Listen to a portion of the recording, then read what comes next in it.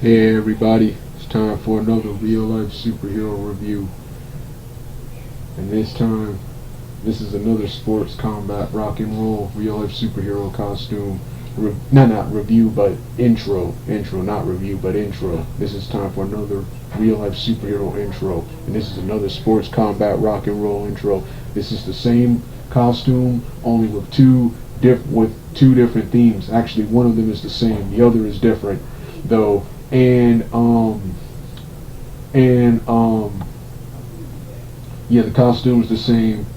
Everything's the same except I won't be wearing the jacket. But other than that, everything else will be the same. However, sometimes my footwear will be different too. There will be 2 to 3 versions. I'm thinking about doing a nighttime version too, because when I actually get to the reviews, it'll probably be at nighttime, and I kind of, while they don't always have to, I kind of like both parts. I kind of like both parts to match. So yeah. So yeah. With that being said, let me get started right now.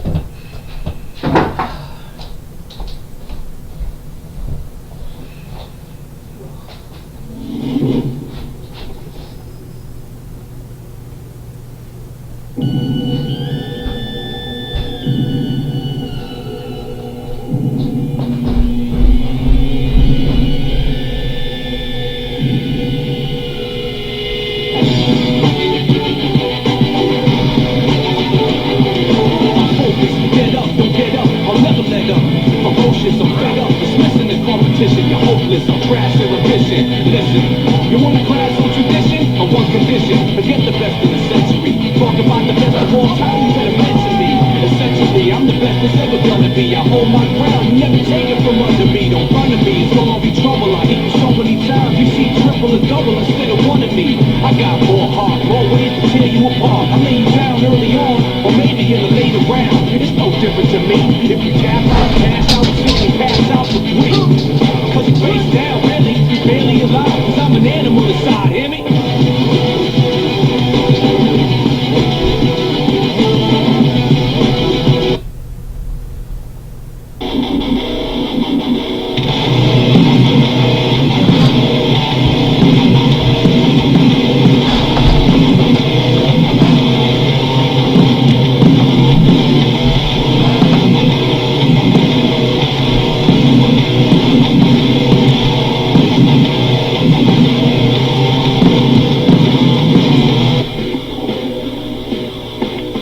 This is my calling, I've got to answer.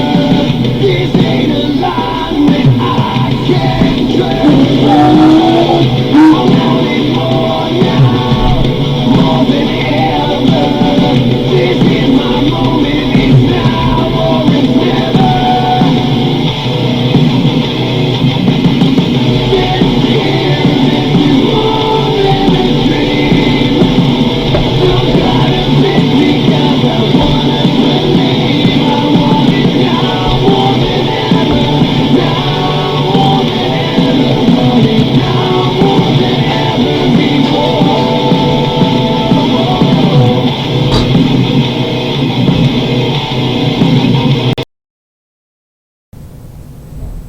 Hey everybody, it's time for my second rant, real life superhero rant on black women. This time, I'm taking a look. This time, I'm ranting on 2 previous past incidents that happened. One that happened last year, the second that happened last year, and the first that happened somewhere in, the first was in 2021, and that is, of course, as you can see by the title, this is my rant on both Monique and Taraj Henson. I decided to combine both of these incidents, which were 2 different incidents that took place 1 to 2 years apart, because they're both similar incidents. Both of them feature two middle-aged Afro-American two middle-aged Afro-American actresses, and in Monique's case, comedians who in the 90s and 2000s were on top. Now in the late 2010s and early 2020s, are early to mid 2020s, they are done. They are washed up, stale has-beens, whining and complaining about pay in Hollywood, when I feel there were worser issues taking place that deserve their attention, that these two and many more were not paying attention to. So with that being said, I'm going to be ranting on. This is a video I've been trying to do for months now. I didn't even try a narration version, but I decided, nah, let's just do a webcam, but let's do it with this costume instead. So with that being said, let me get started officially. So yeah, Taraj.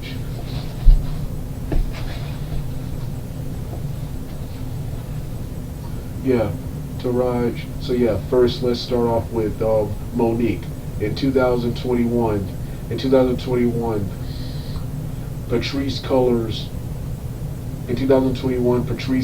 and the rest of BLM and the rest of the leaders of BLM were exposed for fraud, for defrauding the good people out of up to $92 million and not giving it back to the community, raising all this money on the backs of dead men, looted stores, business, playing on the emotions of multiple people, and using this money which they obtained in donations to buy houses, to buy mansions in white people's neighborhoods.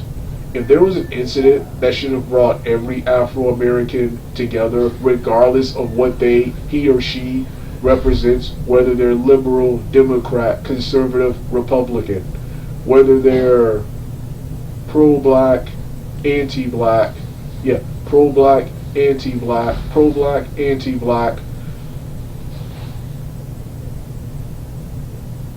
or whatever you stand for, doesn't matter. If I felt there was an incident that should have brought everyone together, it was the Black Lives Matter. But we couldn't even come together on this. Because you got Monique and Dio. You got Monique, while all this was happening, you got Monique whining about pay in Hollywood, and a stupid Netflix deal, and this stupid Netflix deal,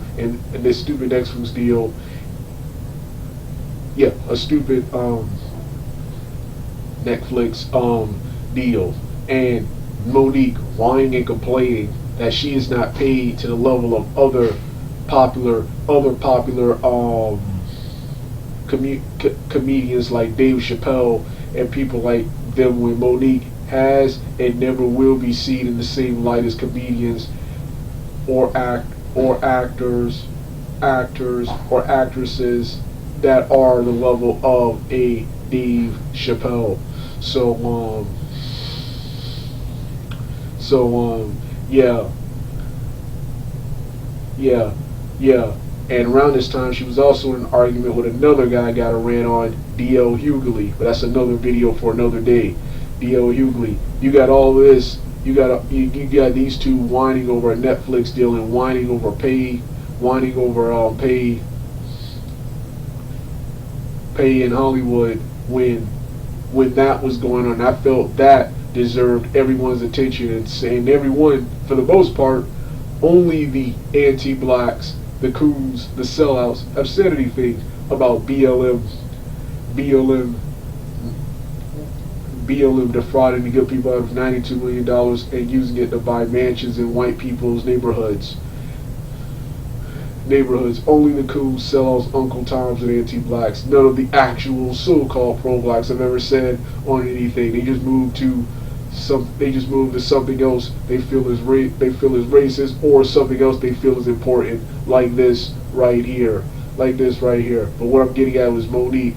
You have Monique who for years played a character in a negative stereotype of Afro-American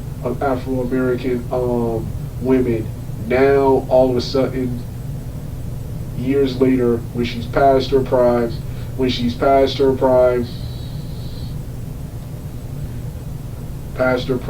not in demand anymore, washed up, a has-been. Now she wants to complain about not being taken seriously by Hollywood, and not being paid what she feels she's owed, when she's not really owed much of anything. Yeah. And then watch this. She later got the Netflix deal, which I hear from a lot of people was terrible. She got her own Netflix comedy special, which I hear from a lot of people was terrible. Oh, all of those comments about how terrible Hollywood and Netflix, including, I think, wasn't there a lawsuit too? Including a lawsuit, that all went away. Once she got her money and her Netflix deal. Yeah, get out of here. As I told you, this is why I will never support Afro-Americans on anything. They choose the wrong things. They choose the wrong things to support and get passionate for, and then things they should pay attention to and be passionate for, like the BLM exposed. They don't even talk about or acknowledge that. That's why I will never respect or be on the side of Afro-Americans for anything. So yeah, that was Monique. Now let's move over to Taraj P. Henson. Taraj P. Henson had the audacity to get made up cosmetics, wear what looked to be a horrible, I hope that was her real hair, but what looked to be a horrible ponytail style weave. Come on here, crying. Come on social media, on live on the show. Come on there, crying because she felt she's put in the work and she's not getting the pay she deserves. A supposed millionaire, a person who makes more money than any of us will ever make probably in our lives, is whining and complaining about the pay. Is whining and complaining that she didn't make even more millions. She didn't make even more millions. And notice, and once again, she was never complaining and talking about how bad it is, how bad the pay is in Hollywood when she was on top. When she was on top in the 90s, 2000s, and most of the 2010s. Now in the mid 2020s, she's a has-been. She's past her prime. She is done. She thought her television show, that Fox show Empire, she thought that show would last forever.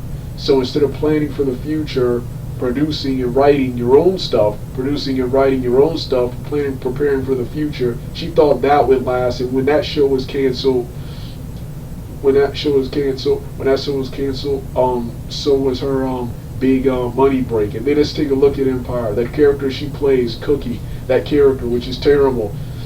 Taraj P. Henson was middle-aged, was in her 40s, now mid-50s, playing a role like that. It's one thing to be playing a role like that, but it's even worse to be playing if you could be a middle-aged woman playing a role. Playing a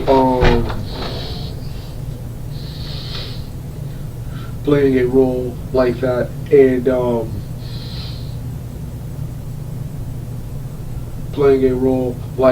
and once again portraying more negative stereotypes of Afro-American women. Not saying anything when you're getting paid, but when But when your career is done, when you're removed from the project, or you're not getting the money you should, oh, now all of a sudden there's a problem. Or in this case, it's just that the project was done. Then, oh, her other big movie, the other big project she was in, The Color Purple, the Color Purple movie, which despite receiving decent, the positive reviews, was torn apart. Was a failure. That was a box office failure. Was a box office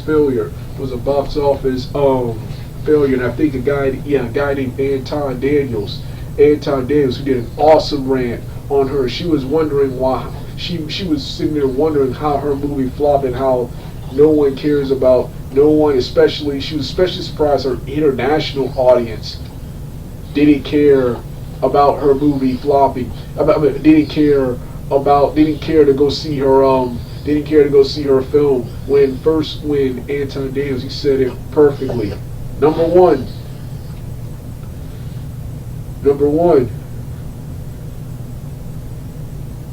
let's start off with, even though I'm going to talk about the international people, let's start off with the international people. Number one, the international people, they have their own problems, their own issues, their own day-to-day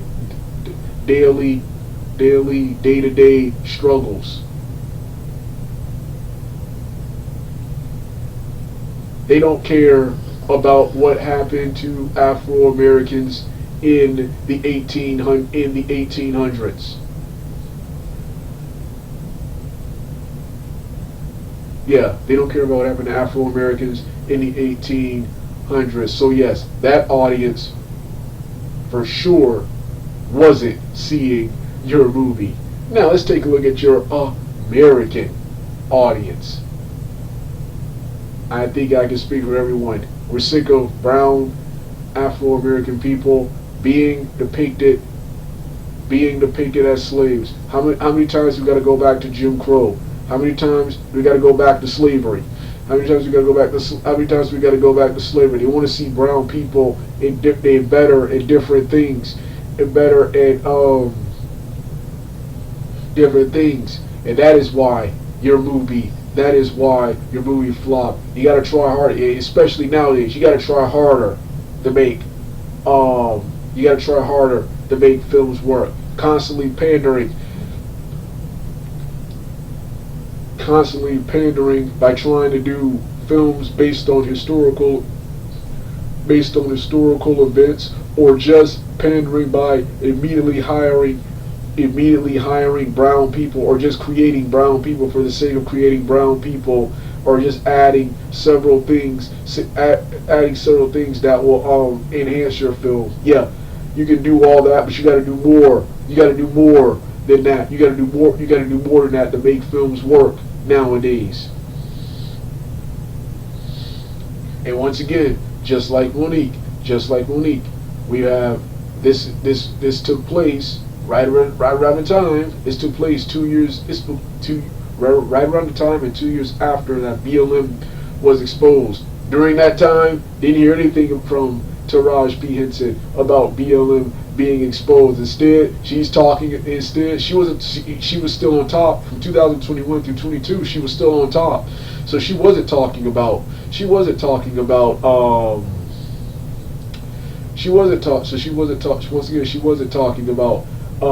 BLM being exposed. It wasn't talking about terrible pay in Hollywood. Now in 2023, when her television series ended and her movie flopped, now she wants to talk about how bad pay is and get online and starts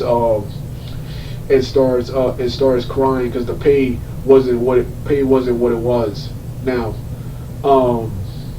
pay what it was. And watch this. As soon as she gets a new role, a new television series. Once again, this will all go away. So yeah, Taraj P. Henson, and then Taraj P. Henson, just like with Leslie Jones. I didn't mention this in the previous video, but Taraj P. Henson, prior to her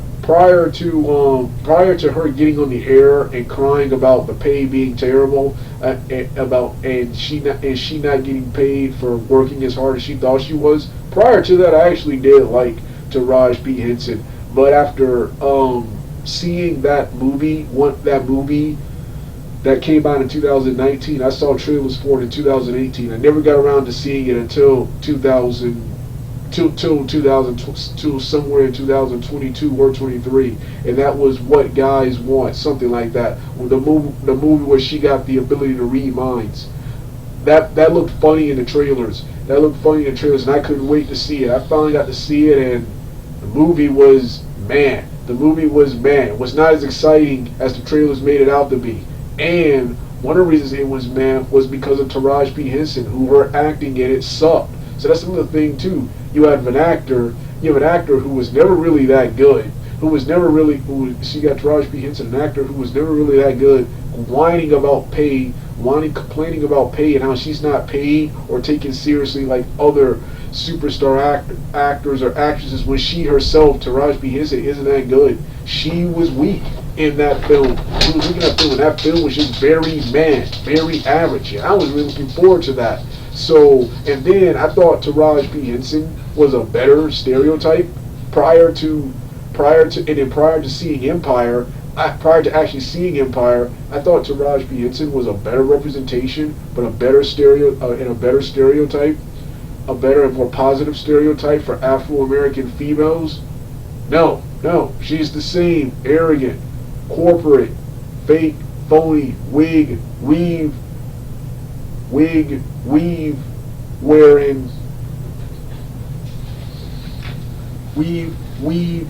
cosmetic wearing, BIT, we constantly see in the media, just older, just a little bit older than the average one. So I now hate Taraj P. Henson like I hate Leslie Jones, two actors I initially liked. So that's what I'm ranting out in this video right here. You got Taraj P. Henson and Monique, two actresses, and in Monique's case, comedians who were never really that good, when their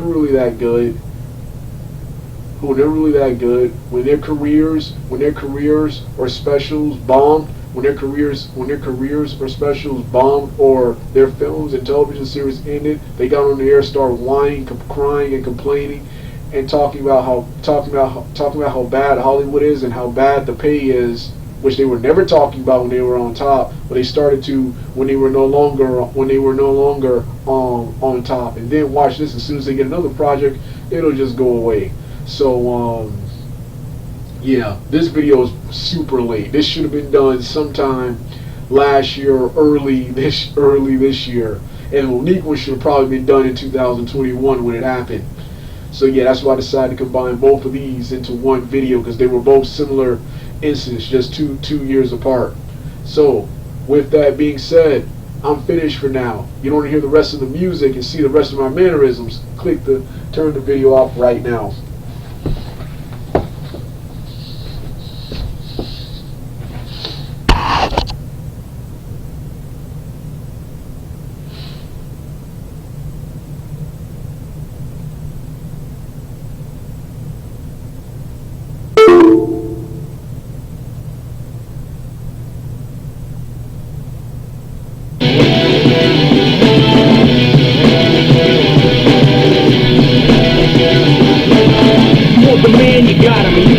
Every Thursday night on TNA, it's like a spotlight and main events in his DNA. Who you say? It's Kurt Angle, Benito, settled, best in the world, only guy in this world with a gold medal. Each of both ends for the center, physical and mental, cause he's simply better. No playing around with those second attacks and lay it down.